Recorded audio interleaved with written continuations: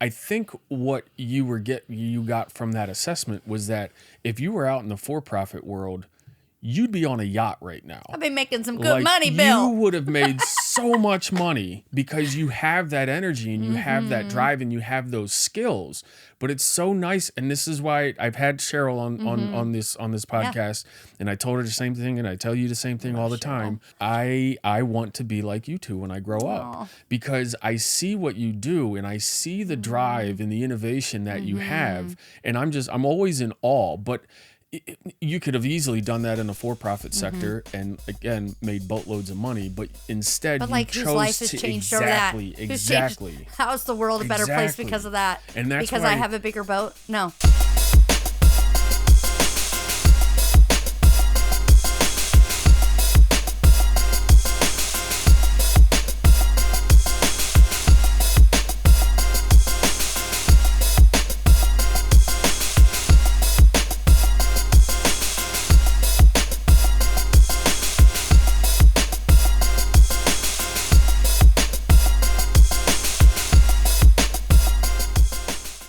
Thank you for joining us for another episode of Break That Cycle. I'm your host, Bill Cheney, and we have a lovely episode here today, especially in the holiday season. We're talking about feeding into the community, and I have a wonderful nonprofit leader here with us today. Eleanor Saunders is the CEO of Echo of Brandon, a lifelong nonprofit leader dedicated to helping families move from crisis to stability in eastern Hillsborough County. A former full-time volunteer, Eleanor began at Echo in 2006 and played a key role as center director before becoming the executive director. Under her leadership, the organization has grown significantly, opening new locations, expanding job coaching and life skills programs, and serving tens of thousands of neighbors annually. Her background is rooted in service. Eleanor holds a Bachelor's of Arts from the Moody Bible Institute of Chicago and carries credentials in volunteer management and social enterprise development. Recognized as the 2023 Riverview Citizen of the Year, she stands out for her grassroots advocacy and innovation approach to poverty, employment, and food insecurity. Hi, Eleanor. Hi. Hi, How friend. are you? I know. I'm good. How are you? Good. I appreciate you coming out here and doing this with us and being on Break That Cycle. Yeah, man. And I titled the episode Feeding Into the Community. I saw that. Okay. Yeah, like it. You guys are known for feeding the community, but you guys do so much more at Echo. And we're going to get into that. And I love what you guys do because it's not just one-sided. You're helping the neighbors, as you call them, from many different sides, many different avenues. But first, I know about you as CEO of Echo. Yeah. But I don't really know you as Eleanor. Where does Eleanor come from, and what led her to? Weirdly put. But where does Eleanor come from? Where did this lead you? Where did life lead you here? Okay, so I was adopted out of foster care as a baby, and I think just coming even from that origin story, you a lot of kids like me, we either don't turn out as great, or we become activists, right? Sure, yeah. Right, because you kind of from day one, you're kind of fighting. Yeah. You're fighting. How old were you? I was just 3-4 months when I got adopted. Okay. So, but I was unadoptable, failure to thrive. The family who got me, my family, they saved my life. Yeah. Yeah. So my parents both grew up in poverty, but through education came out of poverty. Okay. But their comfort zone was still living in a poorer part of town. That was their comfort zone. Yeah. So I always had food in my fridge. We always ate every night at 5:30, like clockwork. Yeah. But a lot of my friends did not have food in their fridges, and a lot of my friends would just mysteriously show up at the May house at 5:20 because they knew my mom would feed them dinner. They could smell it down the road. Yeah, exactly. So my mom was also an RN. She was the only medical professional for miles around, and wow. So if we got hurt, like anybody in the neighborhood got hurt, they came to our house first, and my mom would like do butterflies or like splints or whatever. The only time any of us would go to the ER is if we needed stitches or broken, like we had right needed something reset, because nobody could afford to go to the ER in my neighborhood. Wow. Like it just didn't happen. Yeah. So I grew up that way. You guys were popular. My mom was popular. So when I was 16, I did this thing through our school, like you could shadow. And I ended up going to a rescue mission down in Indianapolis, Indiana, because I grew up in Indianapolis. It was like a rescue. They called it a rescue mission for homeless people, right? And that's what it was called, a rescue mission. Okay. Wheeler Rescue Mission. Okay. So I go there for a day. I serve with the lady of like women's ministry the entire day. And like all I can tell you is from the minute I walked into that place, I was like, I need to do this the rest of my life. Oh. Like these are the people I want to work with. Like, I just wanted to do this the rest of my life. Felt totally comfortable there. Like, felt super purposeful there. Yeah.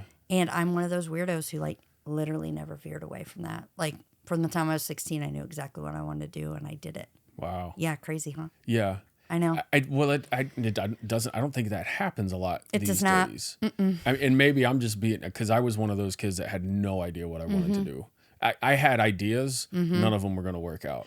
One of them was to be a professional football player. Yeah, no. That would have never worked out. I learned that at around 15 years old, that I was not built for this. Maybe not. Yeah, there were tons of people that were like, I'm going to be a social worker and work with people who are experiencing homelessness, you know? Yeah. But I was like, heck yeah, I want to do that. Yeah. So that's why I ended up going to Moody Bible Institute. It was in the middle of Chicago, literally downtown Chicago. Okay. And I knew I wanted to do ministry. Like, I didn't want to just do sociology. Like, I wanted to be in it. And Moody allowed me to do that. Yeah. So that's where I went. And is that a 4-year? It's a 4-year, yeah. What was your experience there in Chicago? I'm sure you guys did like... as far as the city, it was incredible. Yeah. And we had these things called PCMs, Practical Christian Ministries. It was part of your coursework. Okay. Like, it was phenomenal. Like, the experiences I got. Like, I lived in Mexico City for a month. Oh, cool. 2 months. Learn Spanish, through immersion. Do you still know Spanish? A little bit, yeah. Yeah. I'm going back, actually, this summer with my friend. Oh, cool. For another immersion. Yeah. Oh, nice. Super handy. For pleasure or for business? No, to go back into language immersion for like a week. Okay, okay. Just to like refresh my Spanish. Back into it. Yeah. So I did that. Which is a huge asset in this part of the world. Yeah, man. Yeah. It's good for your brain. It's good for everything. Yeah. But I had an internship with I worked on the streets with this is going to sound crazy, but young men who were hustling on the streets through prostitution. Mm-hmm. So I did an internship with that ministry. Mm-hmm. I worked at a transitional living program for women coming out of homelessness and prostitution, lived there and my internship. Yeah. So I got so many good experiences. Yeah. So that part of it was amazing. Oh, yeah. Some of the other stuff at that school, not as amazing for me personally, really strict, super legalistic. That was not my vibe. But the experiences I got there, amazing. No, and I met my husband there, and I fell in love with there. Oh, look at that. Yeah. Happy ending, of course. Yeah, totally. So, all right, so you graduate from Moody. Mm-hmm. Where does Eleanor go next? We moved down to a little town downstate, Illinois. So we lived outside of Peoria, and I got my first nonprofit job with Children's Home. Okay. And I was a home visitor. And I got trained in parents as teachers, and it was a prevention program, and I had a caseload of 20 families, and we'd literally go to their house and do developmental activities with their kids. Nice. And it was incredible. And at that point in Peoria, 34 years ago, there were 3 major housing projects in the city. Mm-hmm. And we're hanging out in those housing projects all day long. Yeah. Just visiting my families. Yeah. Mm-hmm. Loved it. So was your move to Florida after that? We moved to Texas after that. We lived in Texas for 9 years, where I just had my own little business designing purses. Oh, cool. And raising my kids. I had 3 kids in less than 3 years. Okay. Did a lot with my husband. He's a pastor. Did a lot of church stuff. Yeah. Then we moved to Florida. Okay. What year was that? Oh, gosh, I don't know. It was 21 years ago. So whenever that was. I don't know. Okay. I'm losing track of the years. It's too late in the day to be doing math. We'll 2004? Okay. 2004. Okay. That sounds right. 2004. 2004, we moved to Florida. Yeah. And we moved to Brandon, and immediately I was like, who's doing it? Yeah. You know what I mean? Who's doing this work here? Yeah. And I found Echo. Yeah. And I walked in, and I was like, hey, can I volunteer here? Yeah. And Stacy, the director at the time, who's still a really good friend of mine, was like, yeah, do you want to help in the clothing room? I was like, on it. Nice. So like, I just started volunteering. How did you find Echo? I don't even remember. I think I asked some people at my church, and they were like, Okay. there's this little food pantry on the corner of Parsons and Clay. Yeah. You might want to check them out. I was like, okay. Yeah. Yeah, just started working there. And then she put me at the desk, and then she made me like center director, and then I'm holding down the fort while she's running around as a executive director doing all her stuff. Yeah. But it was just her and I. That was it. Oh, wow. It was just Stacy and I. So when you started doing the clothes thing, were you paid staff? No, I was You just were a volunteering. volunteer. Okay. And to this day, anytime I'm cutting through the clothing rooms, like I want to straighten up racks. Like Well, we were just talking how you're a thrift nut. I'm a total thrifter You're a to thrifter. the core. Yeah. And so I would imagine it's like I'm here for it. a kid It walking needs to past be a candy yeah, store. It needs to be color coordinated. It needs to be facing the same direction. Like Oh, it needs to man. be clean. The floor Yeah. needs to be clean. Like yes. You're all over it. Yeah. So let's talk about that transition, you Yeah. know, coming from the doing the clothes, front desk, center director. Yeah. What steps were there for maybe any upcoming entrepreneurs out there, in nonprofit or for profit? Yeah. What steps did you see that you took that got you to the position? Okay, was this the ultimate goal to be? No, that was not the ultimate goal. Okay. In fact, I left for 6 years and like worked for another nonprofit, Okay. Junior Achievement. Mm-hmm. I worked for them for a couple of years. Then I went and worked for our church for 3.5 years and did all our local outreach and international outreach initiatives. Sure. Loved it. And then I came back to Echo. What brought you back? Stacy was like, I'm going to go after 13 years. And she was like, you should put your hat in the ring. And I was like, absolutely not. Really? Because Stacy and I would go to lunch and she'd be like telling me all this stuff about Echo, like all this stuff. She was like, the next person can handle up on it. The next person can handle up on it. And I heard about that for 3 years. And I was like, I am not going to be that next person. Who would want to be that next person? No. Oh. Anyway, she was like, I really think you should put your hat in the ring. So, of course, I prayed about it. Yeah. I just felt like the Lord kept going, just do the next step. Just send in your resume. Okay. Just go to the first interview. Just go to the second interview. And the whole time, Bill, I was like, this is why you don't want to hire me. Let me tell you why you don't want to hire me. You know? And if you guys are just like super cool, like, let's just keep giving people food. Yeah. Super cool. Not me. That's not my jam at all. Right. But if you want to really like move the needle forward, think about long-term solutions. Like Stace had already started that direction with Echo. Like it was in the infant stages. Mm-hmm. I'm like, if you want somebody to build on all those initiatives, I'm in. Got it. But if not, no harm, no foul. Sure. I'm just not the best fit for you. Sure. And they were like, yeah, come on. So I was like, okay. So it wasn't a hard sell. They were pretty, they being the board. I don't know. I mean, I was saying? interviewed by the board. Like I had a couple different interviews. And Sure. like, I don't know what they talked about behind the scenes. You know what I mean? I'm sure some were like, do not hire her. Don't do it. I don't know. What were all these reasons to not hire Eleanor? I was like, I will change things from day one. Yeah. We will change things. Yeah. I love to build things. I love to innovate. I love to find solutions. I love to rearrange things. I love change. I will make hard decisions. Did you say you love change? I love change. You might be All the of only. it. I love to move. I love it all. You might be the only person Crazy. in the world that says I love change. I love it. Like it, especially if there's improvement, right? If you Yeah. can constantly improve, like my brain is constantly going, Yeah. how can we do this better? Yeah. How can we do this better? Where do you think how that can we comes do this from? better? I have no idea. Do you attribute that to anything? I don't know. High school, grade school? I have no idea. Teacher, mentor? I'm creative. Yeah. I'm artistic and Okay. I'm creative. So Okay. like I think you look at the world a little bit differently when you're a creative. Sure. And you just think outside the box a little bit easier. Yeah. The thing that's interesting about nonprofit, and you know this, the nonprofit industry is it's very risk adverse. Yeah. You write a grant, they say we're going to give you this money, but you cannot deviate from this plan whatsoever. Yeah. You fundraise, people give you money to support your cause. It's tough to think about risking that money on a different investment or a different program that's kind of outside the box. So entrepreneurs, usually like people who are super innovative and entrepreneurial, they don't last long in this industry, usually. But I had a mentor early on. Like when I very first started Echo, I had to do this. Like I was in this CEO circle thing, and we did this exhaustive assessment.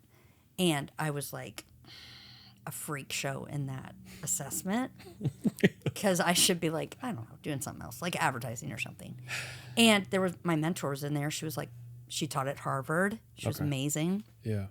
And I was kind of discouraged. And I'm like, should I not be doing this? You know what I mean? Like, should I be doing something else? And she goes, absolutely not. Yeah. You are exactly where you need to be. Oh. And that was so encouraging. Heck you know what I mean? Yeah. So as long as you can be creative and figure out how to raise money, well, like you can do some cool stuff. And when you brought that up, immediately in my mind, I go back and I might have said it on this podcast before, I don't know, but it was a TED talk that I had watched from a guy who was a nonprofit leader, and he was talking about marketing and how nonprofits are so adverse to have a marketing budget. Absolutely, because it goes under your admin. Exactly. They're like, "What's your admin percentage?" Exactly. And you're exactly. like, "Oh." But you have zero chance of growth if you're not advertising. That's right. And so that was one of the first things that I did when I got this job was that, I upped the advertising budget. And I got a couple weird looks at the board meeting, but I was like, let's just try it. Okay. We tried it, worked out for it. And I think we spent 4 times as much money as we would normally spend, but we got back 400 times what our unrestricted donations were previously. Yeah. So it's a huge thing. And I think what you got from that assessment was that if you were out in the for-profit world, you'd be on a yacht right now. I've been making some good money, Bill. You would have made so much money because you have that energy and you have that drive and you have those skills. But it's so nice, and this is why I've had Cheryl on this podcast, and I told her the same thing, and I tell you the same thing all the time. I want to be like you two when I grow up because I see what you do, and I see the drive and the innovation that you have, and I'm always in awe. But you could have easily done that in the for-profit sector and again made boatloads of money, but instead you chose whose life has to changed over that? Exactly. How's the world a better place because of that? And that's because why, I have a bigger boat? No, the world's not a better place because I have a boat. Yep, and that's why I admire you and I admire the work that you do. Thanks, man. You are where you're supposed to be because you are changing a crap ton of lives. Okay, I don't have an actual figure, but I know it's a crap ton. 28,000 last year. No, that's amazing. Yeah, it is. And Awesome. that increased from the year previous, correct? Yeah, it did. Yeah, we keep growing every year. Yeah, no, that's fantastic. Yeah. So you were. Let's hear it. Day 1. What did you do? Okay, I'm really sad I threw it away because I had a notebook where I kept track of all my changes in my first year, and I really wish I would have kept it. Oh, could have framed One it. of the very first things I did, I came in and I assessed their closets, and I'm like, we're cleaning out all these closets. Okay. And I'll stay after if I need to, but we're cleaning this crud out. Yeah. And then the parking lot, right? We're going to keep our parking lot tidy. Okay. I mean, from the jump, it was like, we're going to organize, we're going to clean out, it's going to be a tighter ship. And so when people come in, whether they're being served or whether they're serving here as a volunteer, from the jump, you feel like this is a clean, well-organized, well-oiled machine. Yep. Right? We don't need excess. We don't need a bunch of stuffed bunnies in this crazy closet. Sure. Like, we're getting rid of this stuff. Yeah. And so from the jump, like, I was like, I just want the environment to feel like there's been an environment shift. Yeah. Not like there's a new sheriff in town or anything, but more like, how can this benefit? The staff and these volunteers and even those we serve. How can I shift this environment a little bit so that it's a more welcoming environment? It's kind of like that old saying, you look good, you feel good, type mentality where, and it's meant for more of the person. I used to hear it in the military all the time, make sure you got the crease in your pants, you got the crease in the sleeves, you got, your boots shined up. And, as a kid, 19 years old, it's like, all right, this is stupid. Why am I doing this? And my supervisor used to always say, when you look good, you feel good, you perform better. It's kind of the same thing when you have, like retail and when you have people coming in to get, if you were to have somebody who was on the edge about going to get food assistance or job assistance and they walked in and, you got newspaper hanging over the windows and, you got a couple lights out and the parking lot's dirty. I may not go into this place. I may go find somewhere else, Or I might feel like that's all I'm worth. And I never want our neighbors to feel that way. I want our neighbors to feel like, look, I'm one paycheck away from being where you are. Yeah. You know what I mean? Yeah. And if you have a team that comes from a lived experience, the way they serve people will be completely different. Yeah. Because when folks come in, you see your mom, you see your aunt, you see your neighbors, like from growing up, you see your best friend. Yeah. Like there's not this huge gulf differentiation between you and them, or like they should just be thankful for what they get. Like, no, let's change the way like we see people and serve people. And so like instead of our registration looking like a DMV, let's call it a welcome center. Yeah. And let's get books, and let's get a coffee station, and let's get snacks in here because people are coming in here because they're hungry. Let them get a granola bar. Let them get a cup of coffee. Let them sit at a round table. Let's sit down next to them at a round table, right? You don't need to like, are you here for services? Yeah. Sign on this little clipboard right here. You don't need to do that. People are already stressed out, right? Like, I wouldn't want to be treated that way. Yeah.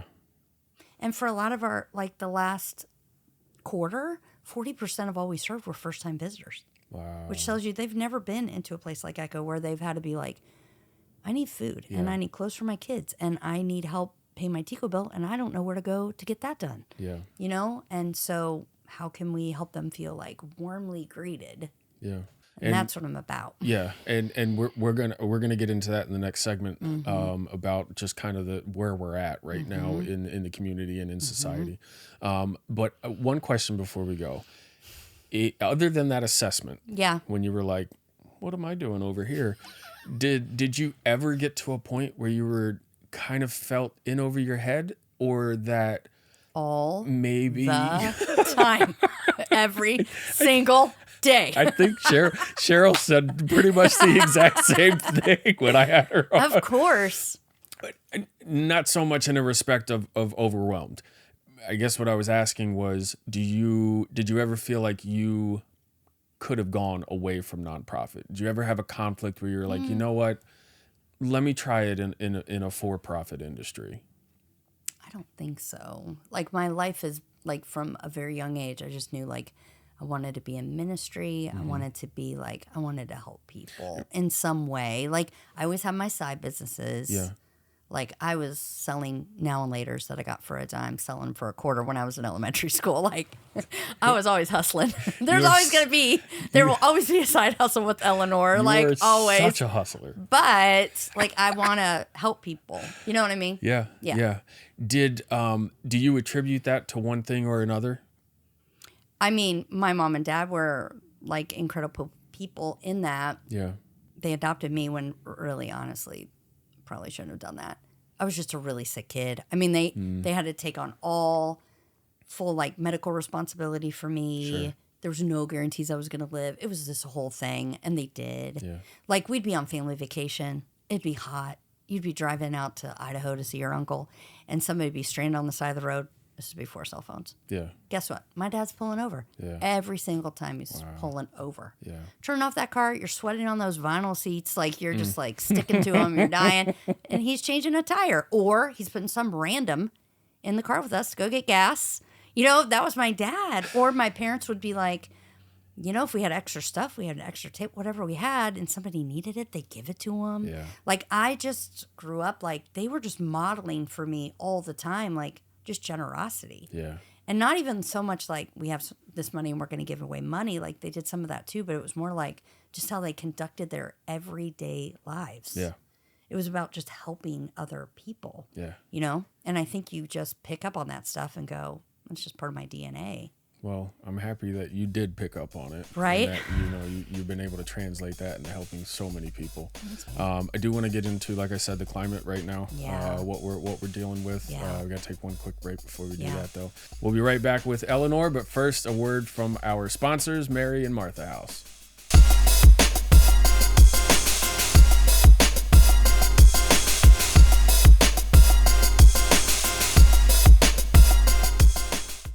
Mary and Martha House is a beacon of hope. For over 4 decades, it continues to shine brightly and illuminate the path towards a better future for countless women and families in need. Since our humble beginnings in 1982, we have dedicated ourselves wholeheartedly to the noble cause of helping those affected by domestic violence and homelessness.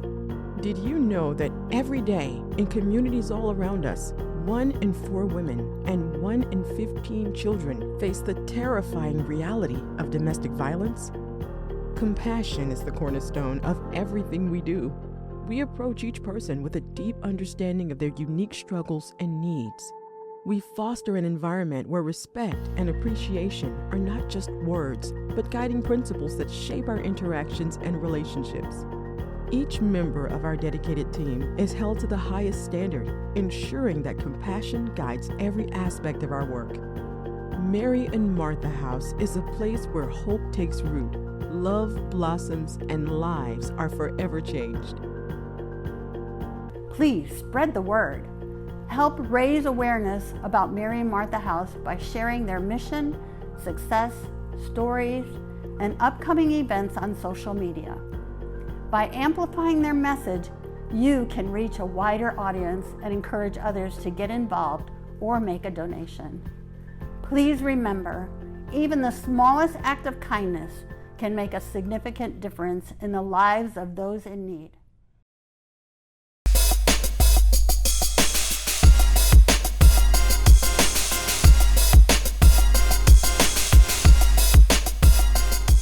So Echo is involved with giving out food, helping with It's employment. self-shop. It's self-shop, Yep. food and clothing. Yep. Our neighbors shop for themselves.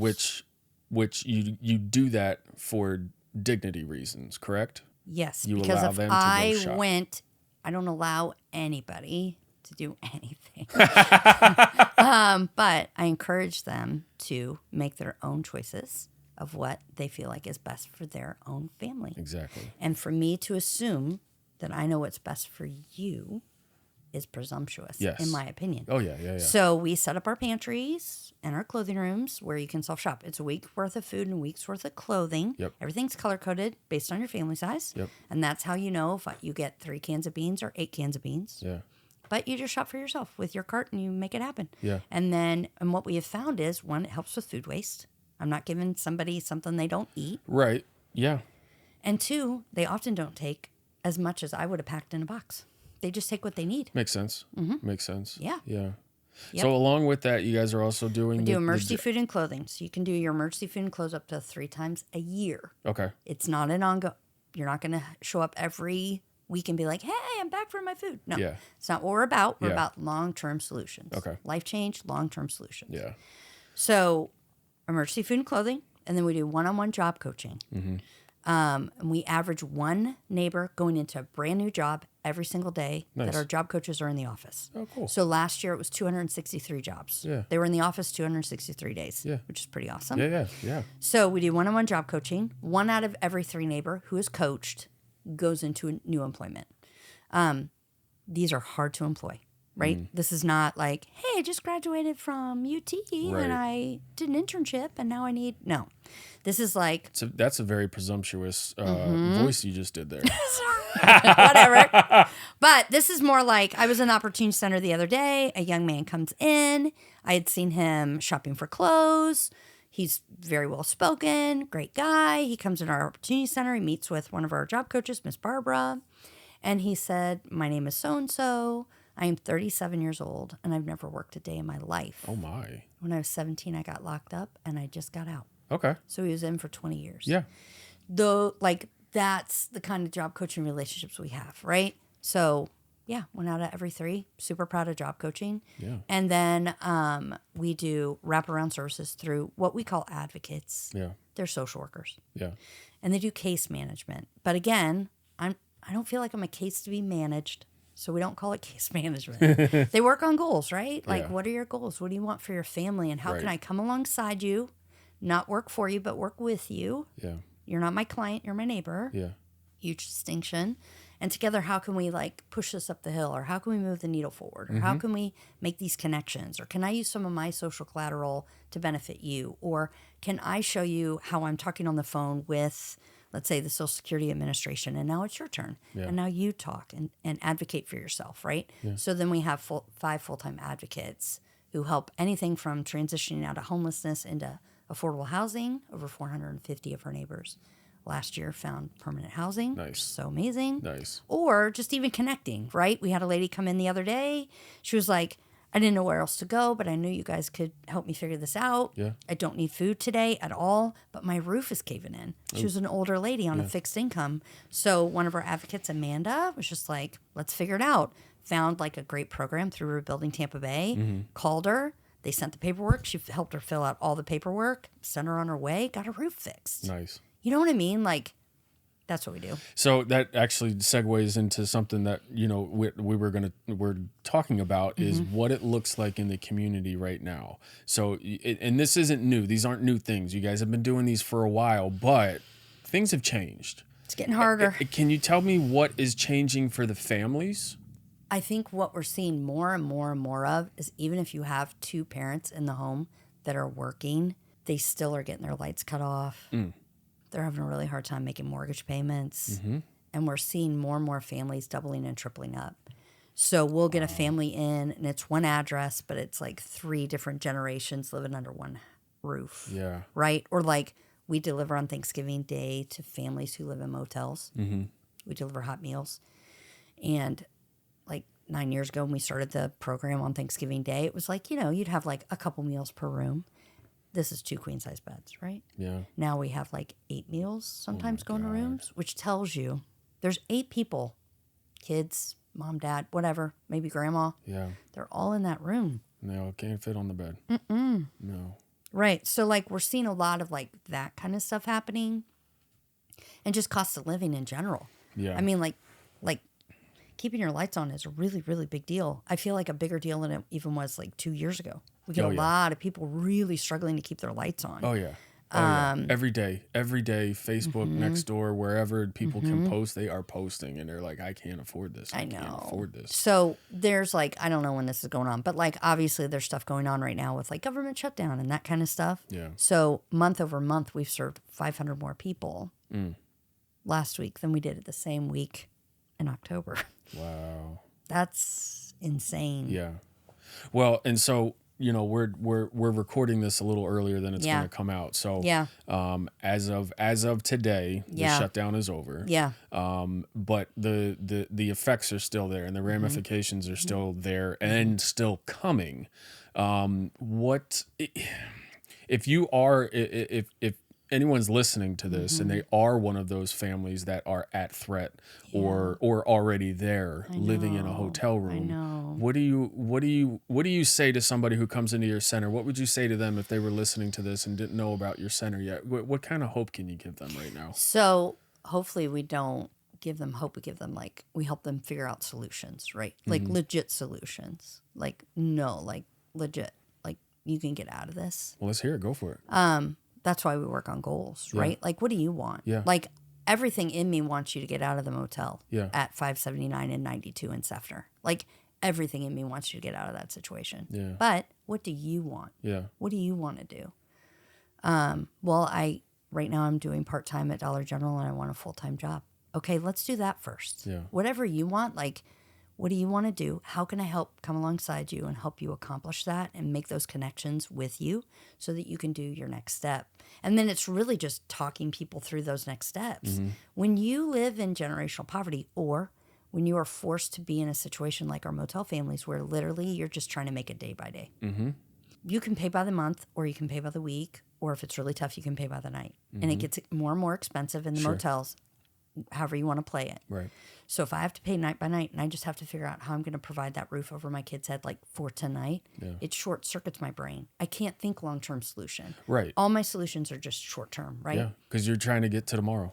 That's right. That it's gotten so bad. You're just trying to get to tomorrow. Just trying to make it tonight. I just have to pay for tonight. Let me ask you this, because this is a common theme, unfortunately, and we see it a lot here at Mary and Martha House. Is we're getting ladies that are coming and families that are coming from the hotel, and they have absolutely no savings whatsoever. They were living day to day, week to week. Yeah. They have nothing. They are clawing back from zero. My question is, if you're in that situation, what do you do first? Do you try to stabilize, or do you try to make things better. Like if I had my way, Echo would have its own motel. But I don't have my own way just yet. But that's why we do critical needs. Yeah. I mean, right off the bat, food and clothes taken care of. Yeah. And in fact, if you continue to work with one of our advocates or one of our job coaches, that can be taken care of. Okay. All right? So critical needs taken care of. Let's take that off your plate. Yeah. Okay?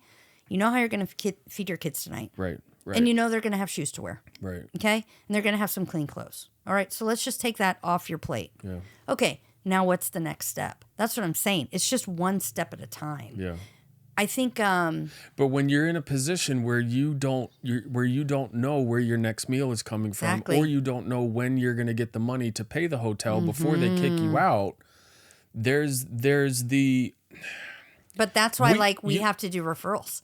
I don't have a shelter. yeah. You know what I mean? Yeah. Like we have to do referrals to other places that have shelter. Well, think about, so we know, you and I know Yeah. that paying nightly for a hotel room is very, very bad. You're not going to be able to live in that hotel room. You're going to blow through all of your money. Paying on a monthly basis is obviously cheaper, still not ideal. Nope. But if you can't afford that monthly payment, you have to pay weekly or you have to pay nightly. What do you do when you're stuck there? I know. We worked with a family who was stuck in a motel in Sefner. 3 years. Wow. They had 2 boys. One had autism. Okay. So now you have a kid with special needs in that environment. Yeah. You always keep your windows drawn. Like Yeah. you always keep your drapes drawn. Yeah. So it's dark.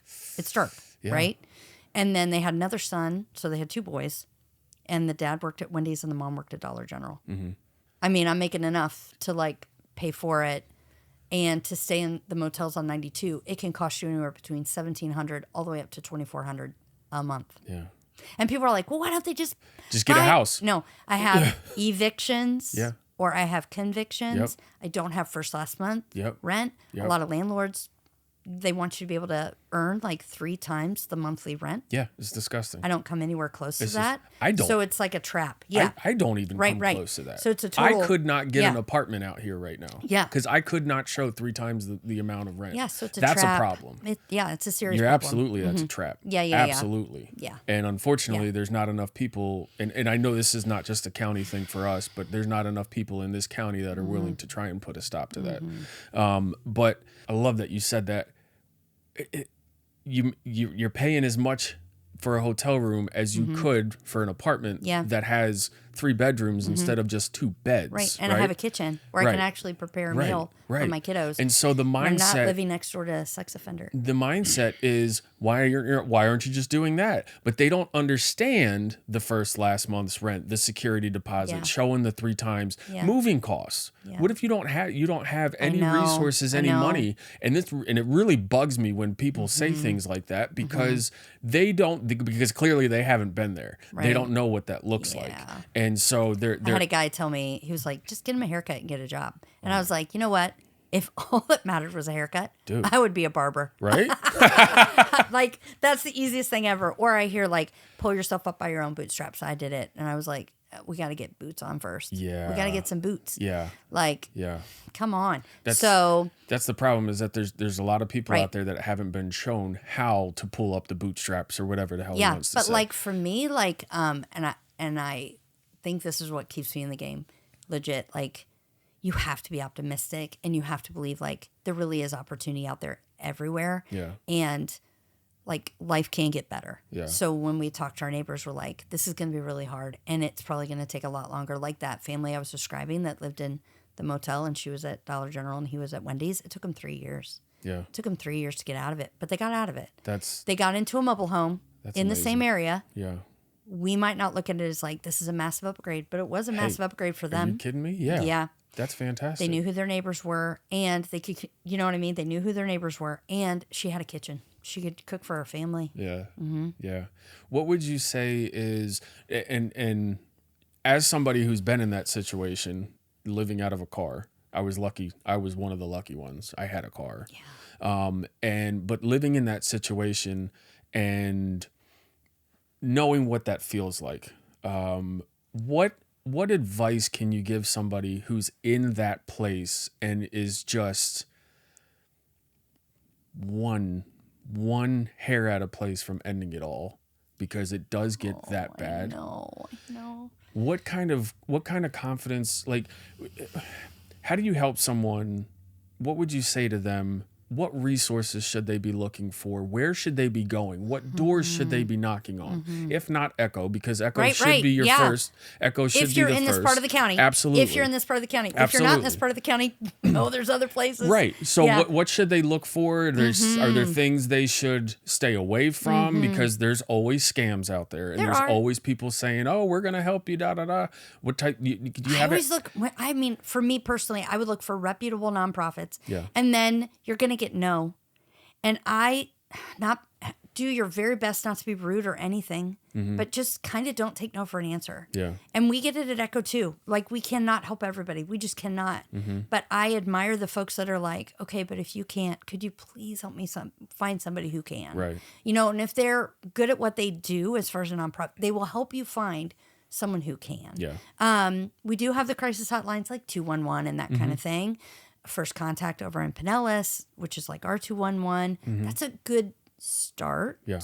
But then being that advocate for yourself, to being like, okay, you can't help me, but I need you to help me find somebody who can. Yeah. Like, if you can't be the one to help me, can you help me find somebody who can? Yeah. And just being like, and that's tough. it's super tough. It's tough because you're Super already tough. walking into a situation where you're embarrassed, you feel guilty, you feel ashamed. Yeah. And to then have to try and fight for it. I know. Like, come on. I know. So it's that's very tough. Yeah, it's hard. Any advice for somebody? It's hard because the demand is so much greater than the capacity. Yeah. You know what I'm saying? Yeah, You're yeah, like, yeah. what advice do you give them? Where do they go? Like, that's why I'm like, if Salvation Army, Metropolitan Ministries, Feeding Tampa Bay, Echo, Mary Martha House, if they tell you we can't help you right now, then who can? Yeah. Could you please help me find somebody who yeah. can? Yeah. Because the capacity of all these fine organizations, Hope for Her, our capacity does not equal the demand. Right. So as much as we would love to help everybody, we cannot. Yep. You know what I mean? That's one thing that I saw you do and I saw Cheryl do or Hope for Her was, and so we adopted that mentality as well and started creating our own resource list, which pretty much mirrors Cheryl's anyway. And then when we find a new one, we send it to her and she updates her list. Yeah, you got it. But I'm very proud that no matter who calls, man or woman, Right. Okay, because it's a women's shelter. We don't house men. Yeah. But they will not hang up the phone until we find them at least one resource that will help them. Like one of our sayings at Echo, we have a lot of them, but one of them is the runaround stops here. Nice. The runaround stops here because in social services, a lot of times, like I said, the demand is greater than the capacity. Yeah. People get burnt out. Yeah. It's hard. Yeah, it is. So it's just easier to say, I'm sorry, we're full. We cannot help you. Click. Yeah. And I don't feel like those nonprofits are trying to be like, not compassionate. Sure. It's just like, There is a burnout. it's exhausting absolutely. work. Yeah. And you hear the saddest stories every single day. Yes. And you can only help those you can help, who you have the capacity to help. Yes. It's it's a really It's challenging. It is challenging, but what makes it even more challenging, and that's why I'm doing this podcast. That's why I'm doing these episodes, because one, I know there's people out there that are going through this and they're looking for some hope, which you are providing here right now with what you're saying. Yeah. But two, I know there's people out there that have no clue what this looks like or what this means, and they need to know. Because then maybe this world would have a little bit more freaking compassion than what is out there right now. Or we always say, like, look, if you have the ability to share, please do so. Yeah. With those who right now just don't have the ability to do that. So if you have the ability to share, let's just go ahead and share. Right. So let me ask you this then, moving into that, being a member of the community, being one of the neighbors, if we're in a position to be able to give back, where should we look? Where should we go to first? Go selfless plug for Echo. Feel free to do that. I'll go selfless plug for all of us. Here's the deal. Like, everybody always wants to, like, and we need it all. People want to give you toothbrushes. People want to give you clothing donations, which we super appreciate. People want to do a peanut butter and jelly drive. Yeah. You and I both know the golden ticket in nonprofit world is unrestricted operating money. Yeah. It is financial that is not tied to anything, not restricted to anything else. If this is a reputable nonprofit, you trust the leadership and the board of directors, just write a check. They have to pay their people. They have to pay their people. They have to keep their own lights on. Yep. Like the pressure that's put on the nonprofit leaders, the CEOs, the executive directors, the directors to like keep that thing running. Yeah. You cannot have 100% of your stuff go directly to programs. As much as we would all love that, there are operating expenses to doing a business. This is a business. Correct. It's a different tax designation, but it's a business. And those that are run really well will have some overhead. Yeah. They just will. Yeah. So I always say the greatest gift you could give any nonprofit, just write a check. We had a donor recently. She wrote a large check. We were Ditto, so thankful. by the way, for anyone watching, ditto. Just for Mary Martha, for Hope, for her, for any of us. Like, do your due diligence. Pull up their 990. See how they're spending their money. Whatever. But, like, trust them with it, you know? We had a lady come in. She's a wonderful donor. She just wrote us a really nice check. And she literally said in the memo, used for operating. Yeah. And I was like, she gets it. Thank you so much. She gets it. You know, my frontliners are exhausted right now. In the last 6 months, we had 9 different nonprofit professionals. They work for other nonprofits. They came to Echo for financial assistance. Wow. Because they don't make enough. Yeah. Right? The nonprofits that they work for can't pay them enough. Wow. So you have people who feel called to this work. Mm-hmm. You want those kind of people in this game. You want to keep It's like them. a really good school teacher. You want to keep that teacher teaching, right? You want nonprofits that are really good, passionate about the work. Yeah. You want them to stay in it. Well, we have to pay our people. You got to make sure they're stable. Yeah, you can't keep them poor and hungry. Oh, yeah. They need to feed their families too. Yeah. Right? No, it's one of those... It's a very taboo subject to talk about when you know, nonprofit is absolutely, when a nonprofit is not spending money on their 100% programs. Mission. It's just, if you honestly sit down and think about it, it's not feasible. You have to pay the people. You have to pay into the program itself. Yeah, you want good people the people eating. who are administering the program. You know, that's the type of overhead. You know, we have a huge overhead. We have 2 shelters, and so that's a lot of overhead right there. Yeah. So when I get a check for a donor, no, it may not be going to buy food or clothes for one of our clients, but you know what? It's keeping the roof above their head. It's keeping the lights on in their room. It's keeping that AC on in their room in the middle of summer. So it is helping. We get a lot of people that come in. Like, I just answered an email before I came in here today, and she was like, I have some nice clothes, but I want it to go to, I don't want you to sell it because we run 2 thrift stores. Sure, yeah. And I was like, well, here's how it works. We distribute $3.4 million of free clothing every single year. Yeah. Okay? But any excess, any extra, any clothing that we don't need specifically for our racks to give for free, we sell it unabashedly. I sell it because that revenue from those 2 thrifts, 100% pay for my 5 full-time social workers. There you go. That help people connect to long-term solutions. Which are still helping the people. Right. Like legit long-term solutions. Not like they have food and clothes for today, but like they can provide for themselves long-term. Yeah. And then you're breaking down generational cycles. I mean, it's powerful. Oh, yeah. So let me sell your Talbot's blouse so that I can pay a social worker so that this lady can like get a roof fixed. Get the services. So that she doesn't lose her house and she's on a fixed income. Yeah. You know? So yeah, that's the greatest gift you can give a nonprofit. I think maybe it makes too much sense to us because we know what that looks like. Well, we're inside it. Yeah, we're in it all the time. Yep. So maybe for others that have not been in the nonprofit world and they don't understand that, think about how much your company pays you and the employees. And themselves, of course. But, you know, think about what's considered overhead in a for-profit world. It's the same thing. And going back to the advertising, if we don't advertise, no one's going to know about Nobody knows us. what we're doing. Mary and Martha House was the biggest secret in South County up until the mid-90s. Yeah. Established in And 1982. Nobody knew about it unless you worked for them or you were in the program. Yeah. And thankfully, the board of directors, you know, mid-90s is like, we need more support. We need more funding. We need to get out into the community. We need to start screaming our name, you know?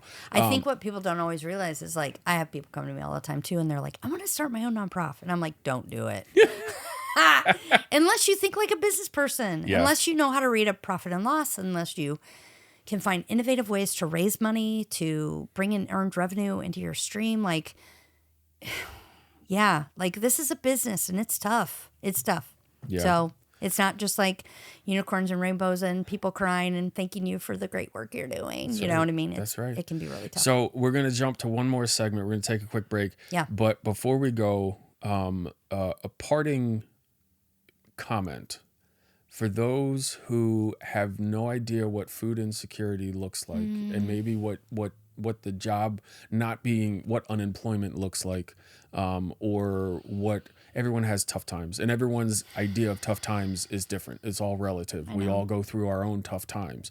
But for somebody who hasn't dealt with food insecurity and unemployment for long stages, what can you tell them to kind of get them to open up a little bit and understand it a little more? Like, it feels like just massive anxiety. Yeah. So we had a dad in 2 weeks ago, 6 kids, him and his wife both working. Their supplemental food stuff was paused. He had no idea how he was going to feed these kiddos. His wife was at work, so he's the one who came in. He had never been into a place like Echo ever in his life. Yeah. Got to shop for himself. Yeah.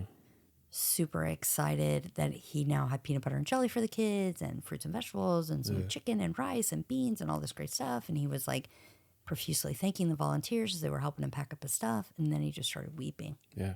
And it's a dad that's providing for a family of 6 kids and his wife. Yeah. Massive relief. Yeah. And like just that Oh, that's just a weight. huge stress. It's one thing for us as adults to be like, you know what? I'll go to bed hungry tonight. Yeah. But when you know like your 5 and 6 year olds, No. I mean, how do you do that as a parent? Yeah. So it just feels like massive, massive anxiety. And until I know that that's taken care of, I really can't think of anything else. Yeah. Yeah. It is a very much here and now problem. It and is. and the blinders go on. Yeah, and they you're do. just trying to find a way to eat, a way to sleep safely, soundly. It again, not to any fault to someone who doesn't know these things, but again, it is one of those things that if you have not been through it, it's very hard to understand the full capacity of what that feels like when you're really struggling and down. That's and why out. we started our Thanksgiving delivery Yeah. day. Yes, it was to bring like a hot Thanksgiving meal to the families in the motels that don't have cooking facilities, right? And we drop off referrals and like resources and toiletries and that kind of stuff, just trying to encourage them on Thanksgiving Day. But just between you and me, like that was created so that I could get people like donors and people have no idea Yeah. knocking on the door of Gibtown Inn Nice. and seeing a family Nice. of 4 kids. That's brilliant. Do you know what I mean? That's Because brilliant. I can like do an event and get up on stage Yep. and try to convince you that there's hungry people in this community. Yeah. Or you can go deliver a meal and you're going to see it You're gonna yourself. see it. And if I can get you to see it yourself, then your heart's changed. Oh yeah. Do you know what I mean? Oh yeah. So it really is just like getting people and breaking down, like just breaking down. Like we love to volunteer and wear a matching t-shirt and like keep ourselves separate. Like I want to be on the other side of the buffet Yeah. line and serve them. And like everything we do at Echo, we try so hard to like just break down those walls. So like you have to stand side by side. Like Yeah. we're all going through the buffet line together, or we're all like serving together, or we're all wearing, whether you're being served or what, we're all in the same t-shirt. Yeah. You know, whatever that looks like. Yep. Like then people start to understand. Yeah. You know what I mean? I love that. And I do want to get into more what Echo does. Yeah. We're going to take one more quick Cool. break and we'll be right back after Okay. that. On the other side, Eleanor is going to tell us all about Echo. We'll be right back.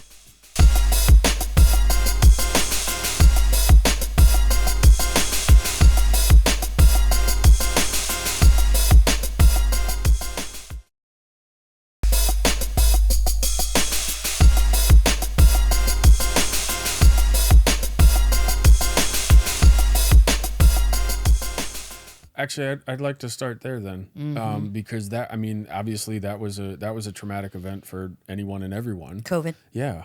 How did you guys get through that? Like, actually, physically, logistically, you were still serving people. We still were, yes. How? Okay, so the majority, Echo has 300 volunteers My. that serve on a weekly basis. Okay. The majority of That's those, awesome. well, we have 4 locations, right? You have 2 Sure. thrift stores and you have 2 resource centers. Right. The majority of those are retired. Yeah. And when COVID hit, I mean, like senior citizens were at the highest risk, right? Yeah. They all went home. Yeah. So we lost our entire Yeah. volunteer. So in the span of like 24 hours, and this is why you need to innovate and pivot, right? Yep. We were like, you know what? We're going to start a youth training, a youth leadership training program. Nice. And that's exactly what we did. AKA, and we came up, we came up we with a just need curriculum. volunteers. We did. We came up with a curriculum in like a day. Wow. And it was good. Yeah. It was good. We were like teaching them leadership stuff. But those high school kids came in and they helped us keep. We didn't have our doors open. It's not like people were shopping for themselves during COVID in the early days or anything like that. You guys were doing a line. Just we were distributing. We were distributing food. Yeah. And every week we'd be like, "See you next week." You know what I mean? Yeah. And pushing it out the door, but like receiving donations, weighing the food. We weigh every food that we get, and every food that goes out is weighed. Sure. And those kids helped us keep our doors open. Oh, I bet. And even when there was a hurricane, our lights were gone in Riverview at Echo Riverview. Mm-hmm. We still served. Yeah. You know what I mean? That's just kind of what we do. No, I love that. Mm-hmm. So, talking about Echo, you've been with Echo on and A off. little over, as the director, like CEO, a little over 10 years. Okay. Mm-hmm. Okay. And you have you've initiated a lot of growth with this organization. Mm-hmm. What was the first? And you talked about the curb appeal was one of the first things that you went after. What was the first real program initiative that you went to either revamp or create or change? Right. So changing registration into a welcome center. Yeah. Abandoning the feel of a DMV. How we approach people, how we talk to people, how we set up that space. That was really important to me. And then if you're gonna solve hunger, the leading cause of hunger in the United States is unemployment, underemployment. Okay. And we had already gotten our first grant from Bank of America, love Bank of America, to do workforce development. Okay. And we were doing classes, employability classes, and that's the first thing I looked at. And I'm like, are people really going back to work because of these classes? Because if I'm coming into Echo and I'm like, I need a job. Like, I needed a job yesterday. Right. I don't have the luxury to come to a class every week. Yes. And like learn how to dress and learn Yes. how to interview. And now you're doing my resume. And now we're talking about soft skills and first impressions. 3 months down the road, I still needed a don't have job yesterday. Yeah. Like, this is not rehab. This is triage. Yeah. Like, we need job triage. Yeah. And it took us years to figure it out, like figure out the secret sauce. But we just kept at it. We kept like refining. And if I had to let go of people, I let go of people. Yeah. You know, no harm, no foul. Just like you're on the bus, but not in the right seat. And oh, shoot. Now I don't even think you're supposed to be on this bus. And I'll help you find your own bus. But like, this isn't it. So just being brave enough to like make those hard calls. Yeah. You know what I'm saying? And just being like, if we really want to address hunger, we have to address employment. And then I cannot keep my job if I don't have affordable childcare, if I don't have a safe place to sleep at night, and if I don't have reliable transportation. So then you start looking at like, how are we going to help like those wraparound services? And that's where our advocacy program came from. And once we got those three, right? You have critical needs, you have job coaching, and you have advocacy. That's your stool right there, and you're done. It's a 3-legged stool, and we can figure this stuff out because then people can get work and keep work. Yeah. They can be connected to work Yeah. and keep their jobs. And then we have a lot of people who get hired initially, and then they stay in relationship with their job coach, and then they get job coached up into higher paying jobs. Yeah. But like some of our folks, like if you've been on the streets for years, we can get you a job today, like at a fish processing plant or labor ready, or sometimes with a landscaping company. And if you show up and we can get like just even a 3-month work history on you, then we can coach up from there. Yeah. But you might not be ready for jobs. A lot of what our job coaches do too is just like be like, you're not ready for work yet. Like, but X, Y, and Z, we can get you there. Yeah. So that's the first thing I addressed. I addressed like first things out. Ooh, what's the environment? What's the culture here? And what are we calling people, and how are we addressing people, and how are we talking to the people we're serving? Yeah. And then we have to address employment. And then how are we going to help people stay employed, right? We really need those more wraparound services. Was the unemployment or the underemployment a no-brainer for you? I mean, once I came on Echo, like I just, you write grants and you find stats, and like I went to a really good conference at the time. It was Tampa Bay Networks End Hunger. They're not around anymore. But I went to a great conference there, and just, you learn. Yeah. And I remember like a light bulb went off. It was my first year at Echo, and they were like, the leading cause of hunger is unemployment or underemployment. And then I'm like, well, then You're never going to solve hunger Right. with a food pantry. Right. Yeah. You'll satiate it, but you won't solve It's a it. And you Band-Aid. won't end it. It's a Band-Aid. It's a Band-Aid. Yeah. Yeah. So then I was like, we got to double down on this employment stuff. And Bank of America has been good to us in that they were like, we're going to keep working with you Nice. until you figure this. You know what I mean? Yeah. Like, keep improving. As long as we see you improving Progress. every Yeah. single, year, Yeah. we're going to keep helping you. That's you know what I awesome. mean? Yeah. And they have been truly a true partner to us. Yeah. Yeah, we have a couple corporate partners that are just like, Yeah. oh my gosh, they're ride and die with us. They're Yeah. so great. Oh, that's awesome. Yeah, Bank of America is one of them. Now, what type of impact did you see that employment readiness program make? I mean, gigantic. Yeah. Right? Like, if you ask our neighbors who are in that food pantry, hey, would you rather just keep coming back here like every 4 months and then going to the mobile food pantries, like where you just drive through and they put it in your trunk? Or would you like to provide for your own family? 98% of our neighbors are going to say, I would love to be able to provide for my own family. Absolutely. Right? Well, if that's the desire of my neighbor, then I want to come alongside my neighbor and be like, well, together, let's make do that it. happen. Yeah. You know what I'm saying? Yeah. So it's huge. Yeah. I mean, huge. Like, we have people come back all the time and talk to our job coaches and be like, you changed my life. Wow. You changed my life. Yeah. And they're like, no, you changed your own life. Yeah. You know what I mean? But like, this work has been life-changing. Yeah. Yeah. Would you say that the trying to help with the unemployment is the feather in your cap? I would say we're really, really good at that. Yeah. We're really, really good at that. I don't know about a feather in my cap. I think the feather in my cap personally is like this team, this amazing team that I get to work with every day. Yeah. Like, the volunteers are incredible. Yeah. But like, my staff is incredible. Oh, they are. They are. They're very much. incredible. I love you. I love And you too. we all say like, we have drunk the Kool-Aid. You know what I mean? Like, we're in it. But like, we love each other. We love the work. We love each other. We love the work. And it shows. And it shows because I see a lot of your staff, even your volunteers out in the community. And you're absolutely right. They are fantastic people. Yeah. I have good relationships with a couple of them, and they, we bounce ideas off of each other or just have a coffee or We're humble, honest, and hardworking. And if you're not one of those H's, you're going to stick out like a sore thumb. Oh, yeah. And then we'll have an honest conversation. Just be like, hey, this might not be it. no harm, no foul, but this isn't the right place for you. Yeah. I can help you find your right place, but this isn't it. Yeah. If you're not humble, if you're not honest, and if you're not hardworking, you don't belong at Echo. Yeah.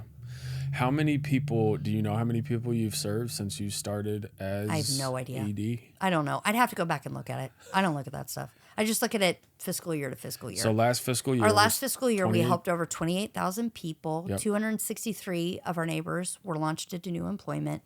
Over 450 transitioned from homelessness into stable housing. I think it's like over 365,000 meal units were selected by our neighbors. Those You know are what I big mean? numbers. Over almost 5,000 of our neighbors received one-on-one counsel from one of our advocates. Yeah. I mean, it's that kind of stuff. That the numbers are they're awesome. Crazy. They're beautiful. They are beautiful. Eleanor. they're You guys great. are really kicking butt. Let me ask you, we know that mental health is a sticking point these days. It affects a lot of people. my I gosh, think so all people. huge. I think anybody who's over the age of 5 has developed PTSD from COVID. I think everyone will have to deal with that trauma at some point. With it being such a big factor in our day-to-day lives, is Echo taking any steps to address the mental health, not necessarily fight it or combat it, but Right. to understand that it's probably playing into some of the actions that your neighbors absolutely. have Like, taken? we all talk about trauma-informed care, like in this business. So, like, when you come into Echo Brandon, it's intentionally painted like a light blue. It's a calming color. Yeah. You know what I mean? Yep. Like, we all are getting trained again in de-escalation. Yeah. But I think one thing, so I, full disclosure, went through occupational burnout Yeah. like 2 years ago. Okay. Legit. And my board was wonderful and gave me a sabbatical. Nice.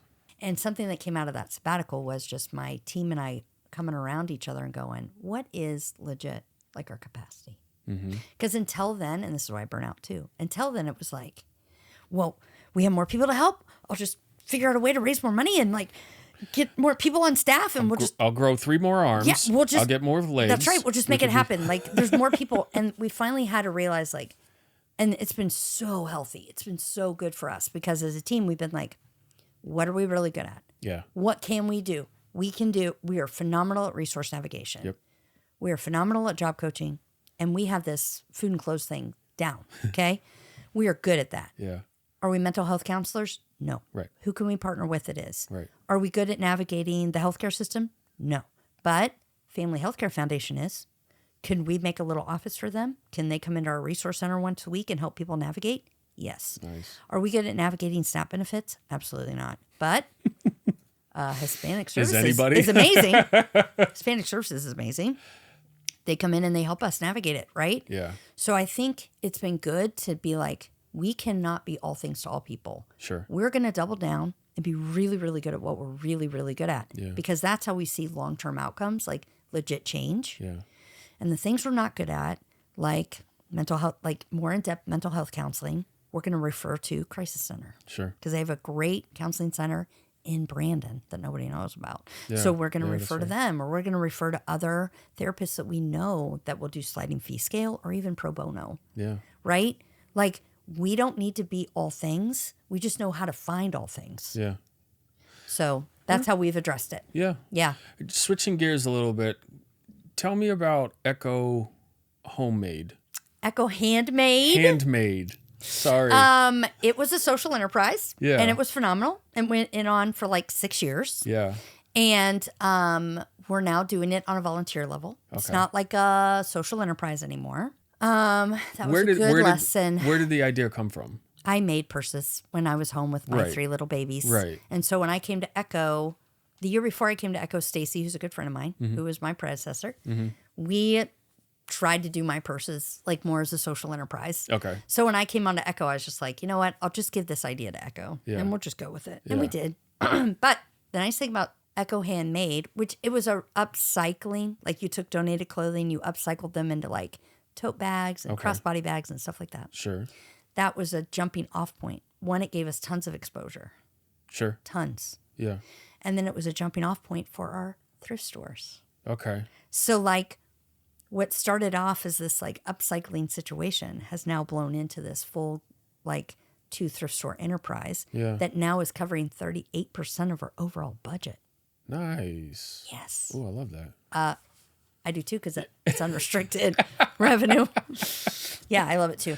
Yeah. No, that's awesome. Yeah. So it's kind of phased out after the thrift stores came I would say online? it phased out because what we learned was it was awesome Yeah. when we ran like a 2,000 square foot thrift store. It was Yeah. so much fun.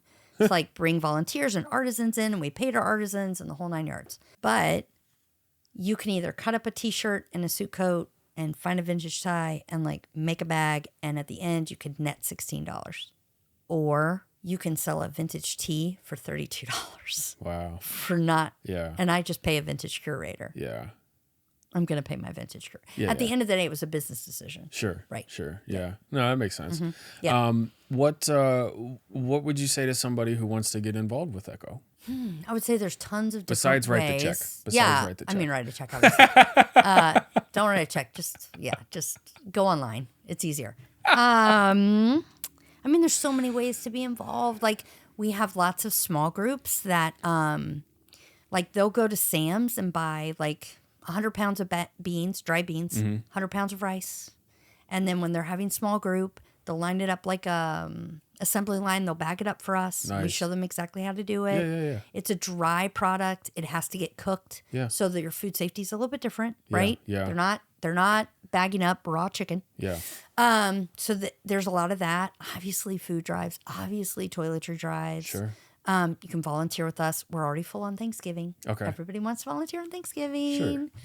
We always need gifts at the holidays, right? There's ways you can do that. And then what's super rewarding, I think, is the way we do like weekly volunteers is you commit to 1 day a week. Okay. So you come in at 8:30, you usually leave about 1:30, and you know your team. Mm-hmm. You are the Tuesday clothing volunteer team every Tuesday in Echo Brandon or in Echo Riverview or in a year Echo Thonona Sassa, right? And the nice thing about that is like you get to know your team. So it Yeah. like creates this whole social, like they become really good friends. Yeah. You see each other every single week. Yeah. Yeah. Yeah. But then you also get to see it like firsthand.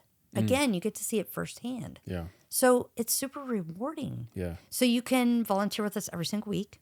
You can volunteer with us for events, or you can do drives. So different ways. Yeah. Yeah. You mentioned Thanota-Sassa Yeah. expanding. Tell us about it. I'm excited. Okay, so we serve 17 zip codes Yep. in unincorporated Hillsborough County. Yep. Think about east of 75. It's incredibly underserved. Oh yeah. Very, very underserved. Yeah. So I heard somebody, it's 589,000 people that live in unincorporated Hillsborough County. Oh wow. Yeah. Gigantic. Yeah, it is. So we serve from Thanota-Sassa all the way down to Sun City Center. Yep. Okay. If you look at those 17 zip codes, there's one zip code that has more children living below the poverty line than anywhere else. It's 33592, which is Thanota-Sassa. Wow. Thanota-Sassa either has millionaires living behind the gates, or you live on the other side of the gates and you're struggling. Okay. 1 out of every 3 children in Thanota-Sassa live below the poverty line. Wow. So I know the amazing man, Brad Harrimans. He's the CEO of Suncoast Community Health Centers. Okay. Him and I got to know each other a few years ago. Love the way he thinks. He's popping up clinics all over the place. He just popped another one up in Ruskin. Okay. He has one in Waimama where it's a co-location between him and senior services for the county. Nice. And it works out really well. Nice. So he took me on a little field trip. Yeah. And I'm like, this is amazing. The Yeah. clinic's on one side, you have a breezeway, and then the aging services on the left. Okay. And he was like, what if we did that for Echo? Like, you've talked about the Thanota-Sassa. I've been talking about the Thanota-Sassa for years. Would you be interested in co-locating with us? And I'm like, oh, yes, I would. So that's what we're going to do. So we're going to be part of the co-location with Suncoast Community Health. Nice. And they're going to be our landlord. We'll pay them a lease. Yeah. Yeah. In the lease, like, there's a signing bonus where, like, if we make referrals over to the clinic, which we will, their patients are our neighbors are their patients. Yeah. They'll decrease our rent by a certain amount each month, Nice. which is incredible. Oh, that's really cool. And they're building it to suit. Yeah. So, like, how do you say How no to cool that? is You that? don't. Yeah. No. So we found when we opened Echo Riverview, because for a long time we were just Echo Brandon, we opened Echo Riverview, and within 3 years we were serving just as many people in Riverview at that location as we were in Brandon. Yeah. It's almost cut down the middle, 15,000. Okay. So we're projecting within the first 3 to 4 years in Thanota-Sassa we'll be up to 15,000. Wow. Yeah, which will Maybe even faster. grow us by 50% as an organization Yeah. of those we serve. Yeah. Yep. Speaking of growth, have you thought beyond I'm Thanota-Sassa gonna yet? pay. Yeah, I want 6. I know you. You're not gonna be happy with we just want that. 6. Yeah. Because when you look at the map, you want to be within driving distance of anyone in crisis in unincorporated Hillsborough County. Sure. Like, they need to be able to get to you. Yeah. If I can't afford to feed my kids, how am I affording gas? Exactly. Like, legit. Yeah. And then you need hours, the benefit. So we're open in the mornings, 9 to 1, but we're also open at each center one night a week. Because if right. I'm working shift, I can't get make to it you in there the in time. morning. Right. So we're open 5 to 7 in Riverview on Thursdays, 5 to 7 on Tuesdays in Brandon. Yep. And then eventually we'll be open in an evening in Thanota-Sassa. Yeah. We're going to be at 301 in Walker. Okay. Very good. So, Yeah. Is there a timeline yet?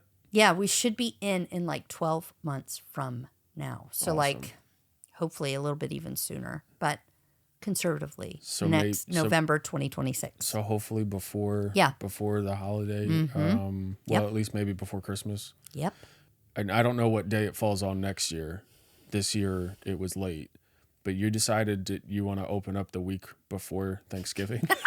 No, it's whenever that clinic gets done. You know what I mean? It's Yeah. like whenever, like last I heard, like Ep.8 is trying to figure out if there needs to be a traffic light there. You know, Sure, whenever sure. you build something, Oh yeah. There's a lot. there's that only goes so much into you it. can control. Yeah. And we're just they're our landlord. Yeah. So No. however quickly that clinic can go up, we'll go up. And the cool thing is too, Meals on Wheels is coming into Thanota-Sassa because the need is so Awesome. great. Good. So they're going to use our warehouse at that Echo Thanota-Sassa as their rallying point for their volunteers to deliver meals. Oh, beautiful. I know. Man. It's clinic, it's Echo, it's Meals on Wheels. That's beautiful. Yes. Anyway, that's what we're going to do. Eleanor, how do you do what you do? Can you write me a manual? Like, I'm bad at reading anyway. Can we do an audiobook? Can you just tell me how to do everything that you do. No, you know this, and I know this. It's your team. Yeah, it is. It's your team. It is. Like, if you, like, I feel like my number one job actually is not to the neighbors we serve. It's to my team. Well, they're the ones. They're the ones on the ground. front line, Absolutely. right? So, like, how can I support them? How can I encourage them? How can I provide for them? Like, how can I bring more resources in? Ooh, I love that. Yeah, how can I that. make their wages more competitive? I hope there's other nonprofit leaders out there that just heard that.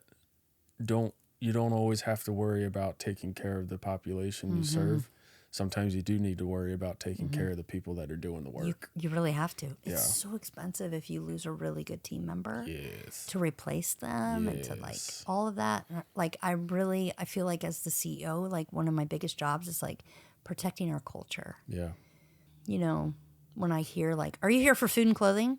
No way, Jose. That's not how we greet our neighbors, right? Like, how can I help you today? Right. That's just part of our culture. Right. How can I help you today? And like, it's so gratifying when like industry leaders, those thought of as like subject matter experts in our field, adopt some of our methodology from Echo. I'm so proud of that. Yeah. Like we should be calling everybody a neighbor.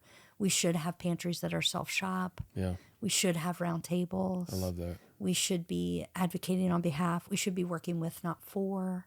Like these are just like cultural distinctions. This is just like, at the very least, this is what we should be doing. So I feel like a big job of mine is like how I do what I do is like just trying to maintain that culture. Yeah. Constantly cast that vision and like take care of my staff.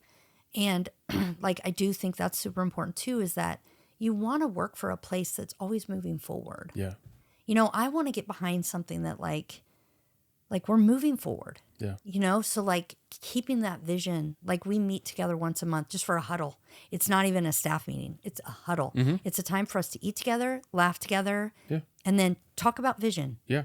This is where we're going. Yeah. This is where we're going, so that we can all get behind it and be like, okay, this is where we're going. So nobody, early on when I started leading Echo, like I would get so far ahead of people and I would turn around and be like, where's everybody?